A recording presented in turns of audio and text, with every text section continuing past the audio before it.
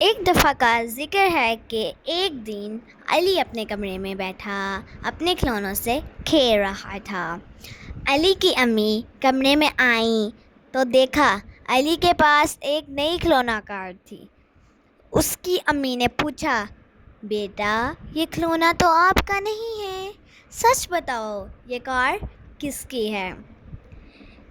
کسی نے گفٹ دیا ہے یا کہیں سے گری ہوئی ملی ہے؟ پہلے تو علی کو کچھ سمجھ نہ آیا، وہ ڈر گیا۔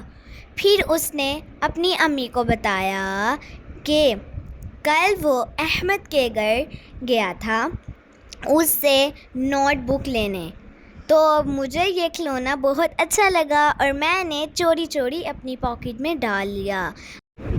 علی کی امی نے اسے سمجھایا کہ چوری کرنا بہت بری عادت ہے، اس سے اللہ تعالیٰ ناراض ہوتے ہیں۔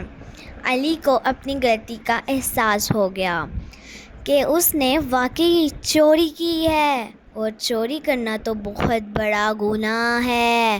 وہ رونا شروع ہو گیا کہ اب میں کیا کروں، میں تو بہت برا ہوں۔ علی کی امی نے اسے پیار کیا کہ آپ نے سچ بتایا ہے اور اپنی غلطی کا احساس بھی ہے، تو بیٹا آپ احمد کے گھر جاؤ اور اسے یہ کھلونا واپس کر آؤ اور اس سے معافی مانگو، وہ ضرور معاف کر دے گا اور اللہ تعالیٰ بھی آپ کو معاف کر دیں گے۔